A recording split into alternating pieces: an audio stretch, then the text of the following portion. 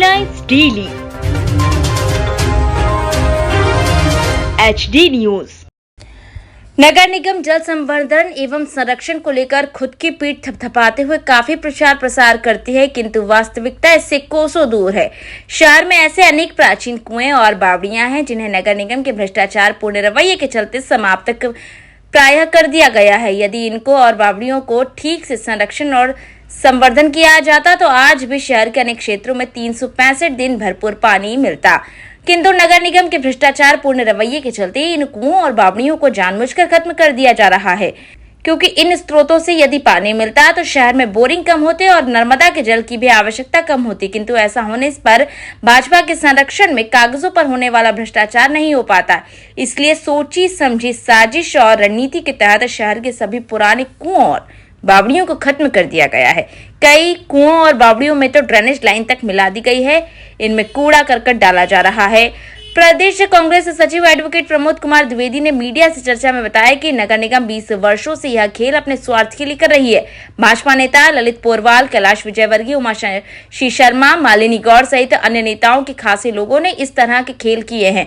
भाजपा की परिषद ऐसे महत्वपूर्ण अभियान के नाम से करोड़ों अरबों रुपया डकार रही है, वहीं अधिकारी भी मदमस्त होकर इसका फायदा उठा रहे हैं। द्विवेदी ने नगर निगम एवं भाजपा से सवाल पूछा है कि यह बताएं कि अभी तक कितने कुओं और बावड़ियों का संरक्षण एवं संवर्धन किया गया है और उसका प्रमाण भी जनता के सामने रखा जाए।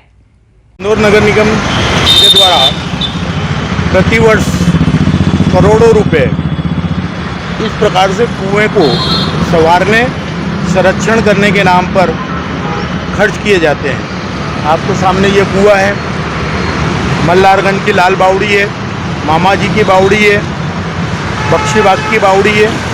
ऐसे 63 से अधिक तो जल स्रोत और 100 से अधिक कुएं बावड़ी जीर्ण शीर्ण अवस्था में है, परंतु नगर निगम के रिकॉर्ड में अगर आप देखने जाएंगे तो हर साल 5 करोड़ से लेकर 10 करोड़ रुपए तक का खर्चा बताया जाता है इनके निर्माण में, संरक्षण में और सफाई में।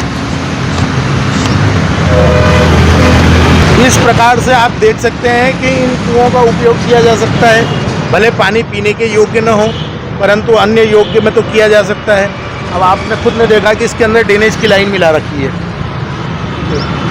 तो हमारा सीधे सीधे आरोप है कि बोरिंग माफियाओं को और बोरिंग के नाम पर घोटाला करने के लिए इन प्राकृतिक संसाधनों को, कुएं और बावड़ी को एक सोची समझी रणनीति के तहत इंदौर नगर निगम और भाजपा की परिषद लगातार खत्म करती रही है।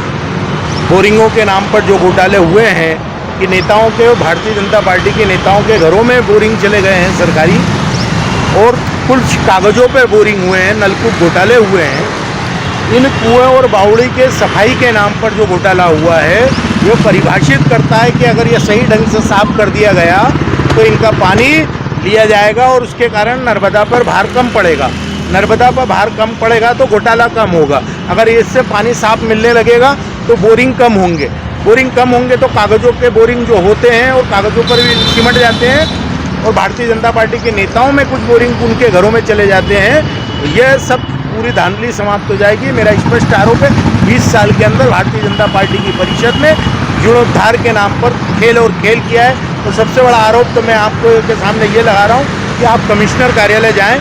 कमिश्नर कार्यालय में इंडियन कॉफ़ी हाउस है।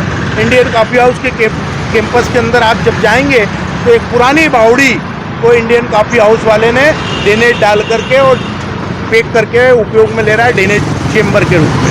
तो ये जब प्रशासक की नाक के नीचे है, कलेक्टर साहब की नाक के नीचे कुआं बूढ़ दिया गया है, तो ये सारे प्रमाण हैं कि इंदौर नगर निगम भ्रष्टाचार का और भारतीय जनता पार्टी उसका पोषक बनकर के काम कर रही है।